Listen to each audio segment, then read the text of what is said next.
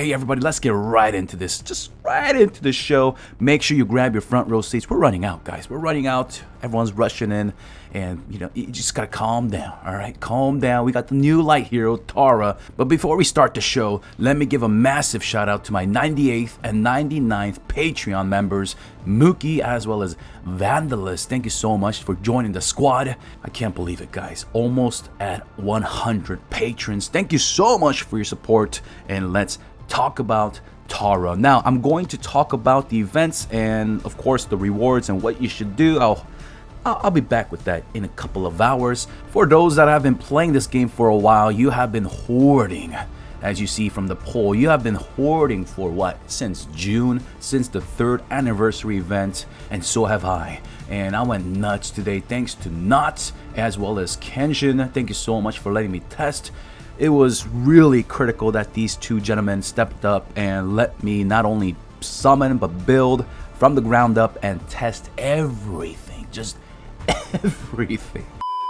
Check this skin out. It is sick. What is with these light heroes like Ada, right? Ada skin. Looks like a dark hero. And now we got a light hero with this skin. Looking like a dark hero. Same with Asmodeo, which I have to regress. Rest in pieces. But guys, whoa. Not the gear just yet. So let's talk about the skills real quick. So let's dive in. Passive skill. When releasing skills or basic attack deals 400% of attack damage that ignores armor. Armor ignoring damage just means that you don't need armor break or armor reduce. It already has that caked in, baby. And the best thing about this passive skill is that it damages everybody. Ooh.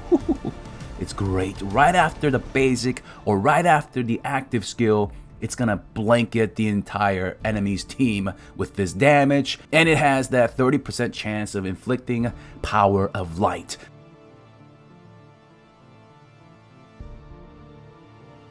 DH games lately making me crazy, making me do my homework because on paper sounds so good, but when you put it to the test, so what the frick? How does this even work? So power of light. You see this like a beacon of light right under your hero. And then when it gets to 2 stacks, then it's gonna proc into the seal of light, which is a beacon of light with some glow effects on it. And when they do have this seal of light, and it's a debuff, they cannot release their passive skills. And DH games did not lie about this. Their passives doesn't work as it sounds, but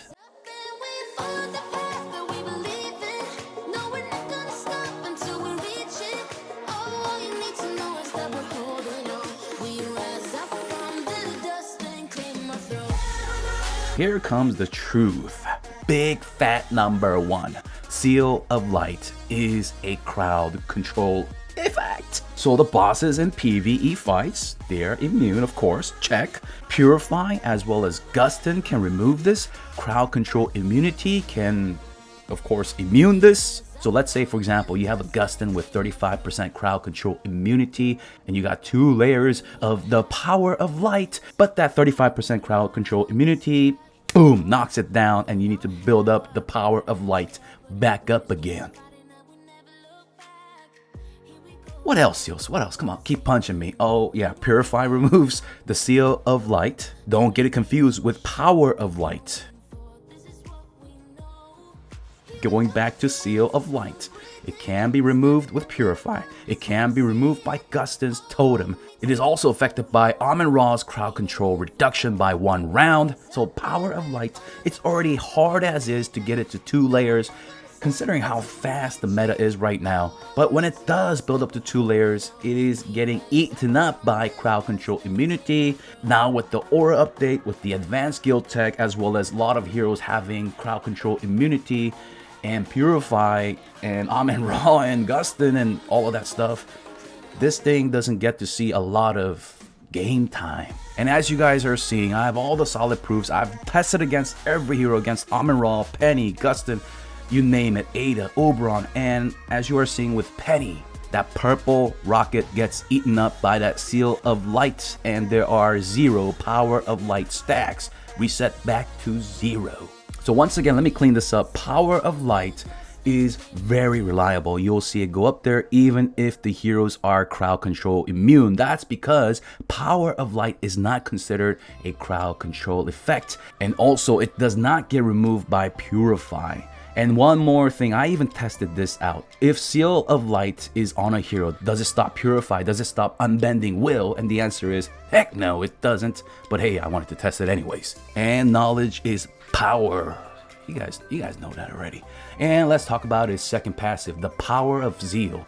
Alright, so the passive skill basic attack deals 300% of blah blah blah against one random enemy and inflicts the target 1 layer of power. So the keynote here is 1 random enemy and 1 layer of Power of Light to that 1 random enemy. So as I was saying, the last passive has the best spread for getting the Power of Light stacks out there, compared to his basic attack, which is only 1 random enemy, and his first passive is Immense Power, passive skill HP 40% multiplier, holy damage by 70%, and holy damage does not have a cap. If you have 100% holy damage, good for you, but you can go even higher, so get it up there, boys. And crowd control immunity by 30%, which is good, damage reduced by 30%. So crowd control immunity with the Magic Stone Sword, with Guild Tech, as well as the new aura change.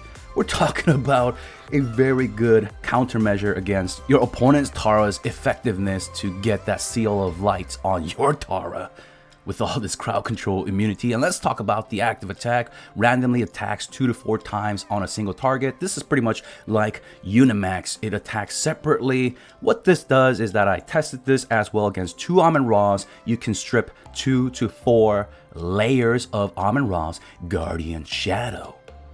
But it's against 1 dude. Look at it. Zoom in, boys. And yes, it will give that poor little guy, that one little guy, that Power of Light stack. So when you do a basic or active attack, you can theoretically get 2 layers of Power of Light. So whether you use an energy artifact or not, you'll get 1 reliable Power of Light through basic or active attack, and 30% chance from the last passive. And on top of that, has a 60% chance of inflicting an extra 1 layer of power on all heroes inflicted. There is a saving grace. Do you see this right here? Yeah, 50% of holy damage. Do you see any rounds tied into that?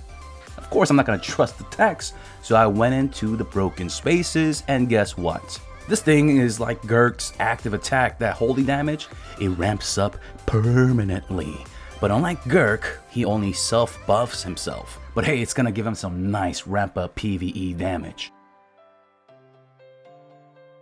And any percent of attack damage is going to be affected by, of course, Heartwatcher's Mark debuff, Cruise's Weaken debuff, Armor Reduce, Armor Break, Holy Damage, and it will be reduced by Armor as well as Damage Reduce. So the best damage dealing artifact is going to be what? Antler's Cane. But Zeals, why are you building him for damage? What about the speed artifact? What about the staff or the Magic Stone Sword or the Kiss of Ghosts? Hey, I know down there you're gonna be asking in the comment section, what is the best stone in artifacts? There isn't one. There isn't one. It really depends on what you're trying to do.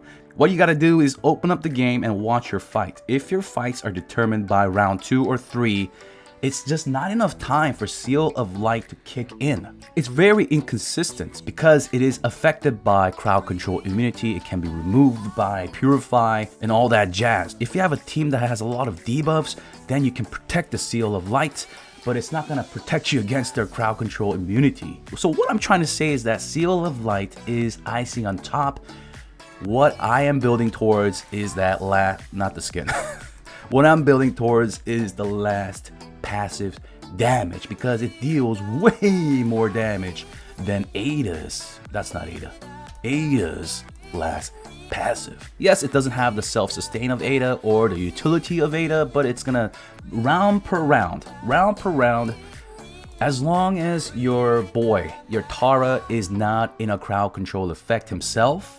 As long as he's doing a basic or active attack, it's gonna trigger his last passive and he's gonna deal buttload of damage if you build him towards damage. So if you're gonna build him towards damage, then of course Attack Stone as well as the Antler's Cane is gonna do you well. However, I did mention that he has to survive, right? Okay, so he has to survive. So in order for him to survive, I have the attack, holy damage, and HP stone. And it's just dealing a lot of damage. We'll take a look real quick. So whether you have 1 or 2 or 5,000 Taras, it doesn't matter. You can build him towards this last passive damage by going freaking offensive, or you can go with the Seal of Light build, which is the speed as well as the energy artifact. However, if your team does not have a lot of crowd control immunity coming from your aura, because you don't have a lot of light and dark heroes, then you might want to consider the Magic Stone Sword and build him as a hybrid. And this build is going to be the most consistent one because he has the damage reduced as well as attack coming from the Magic Stone Sword. You know what? Let me just pull it up. So once again, you got that attack for the last passive damage, the damage reduced to stay alive, as well as the crowd control immunity. So that's going to be a very well-rounded stud of a machine. But me living dangerously, I'm going to go with the glass cannon. I'm going to go with the antlers cane here. So you can check it out today. I'll show you guys the antlers cane as well as the Magic Stone Sword. I think a lot of people were worried about Tara, how they built the Garuda, and oh no, Tara's gonna destroy my Garuda. Actually, Garuda, she's fine, she's fine. She's still doing like 30, 40, 50, 60 million plus damage in PvP. She's fine. She has actually one-shot my Tara here and there. So you'll be fine, guys. Unless you're fighting against like 2 or 6 or 4 Taras, then yeah, may God help you. The Idle Heroes God. Alright, so that's gonna wrap up my first impression for Tara. Make sure you subscribe to the channel if you haven't already done so. Make sure you smash that like. Let's get it to 1,000 likes so we can do the Android account, twin account giveaway. So stay tuned for that, and I'll see you guys in the next video. I'm out for now. Your boy, Zeals. Peace.